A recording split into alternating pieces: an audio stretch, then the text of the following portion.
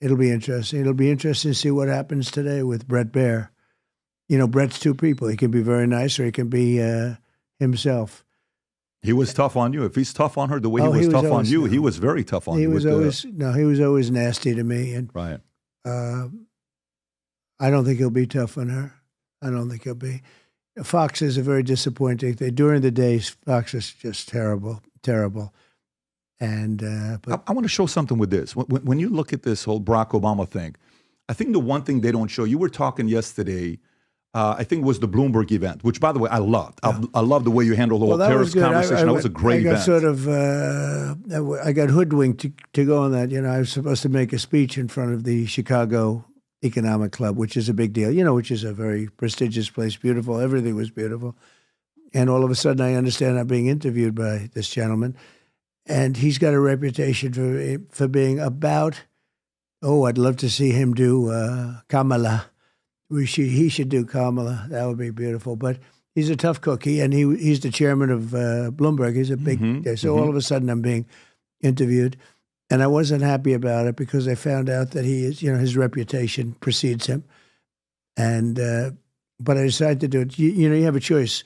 Walk out and don't do it and have a scandal, or go in and do it and hopefully win, or you go in and do it and you get killed, which is probably the worst. But it was a great interview, actually. And he was nasty, but he wasn't overly nasty to me. I mean, other people thought he was. I thought nastier was David Muir when he kept interrupting me during the debate and saying false things, like when I said crime is way up, and he said, no, crime is down. I said, you're wrong about that. Crime is up. And then 2 days later it came out that crime is up. Right.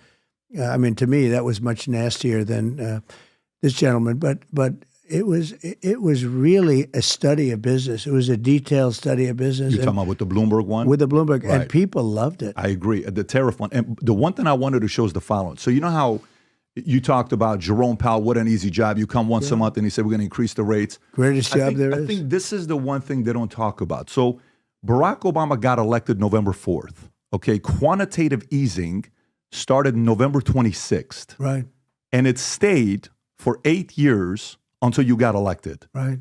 So if you look at that low, pretty much 0% interest rate, right, and then you get elected, right, if you go to January 2016, Rob, for the audience to see that, and then from there, one by one, rates are going up, and then Biden comes in, goes back down to zero to try to save the economy, and then, you know, the rest is obviously history. Right. But do you think the average person knows, like, the impact of going to 0%?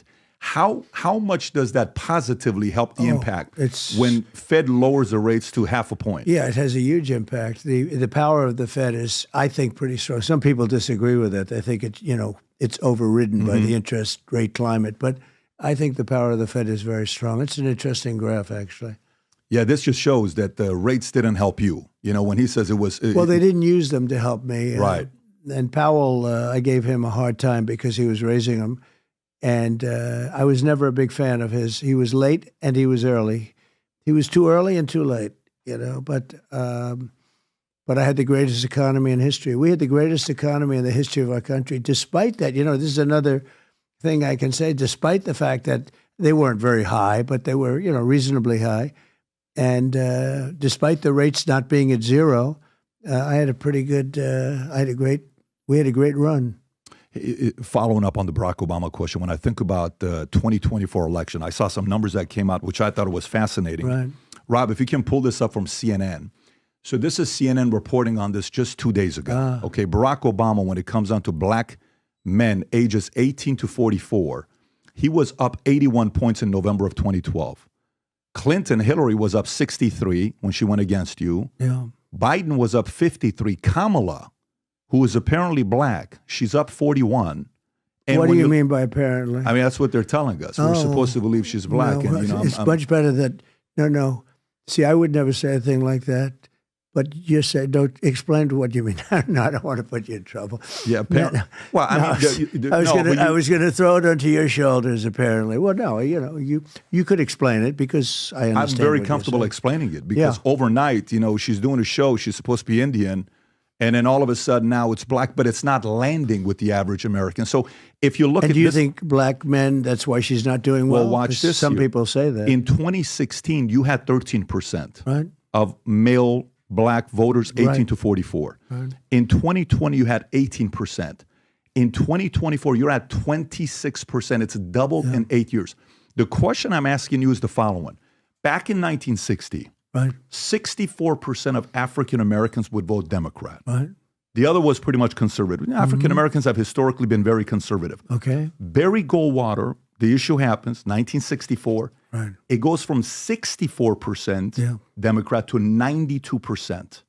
And it's been between 85 to 92% since 1964, right?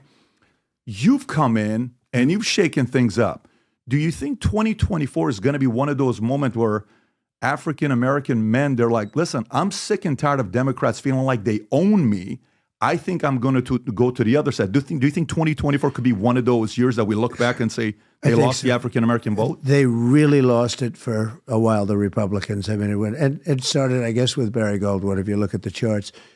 But I did criminal justice reform. That's a big thing. They've been trying to get it. You know, I saw a guy named Van Jones. He's I don't think anybody knows who he is. He's a commentator for CNN. And he came to see me in the White House. And he was crying. I remember that.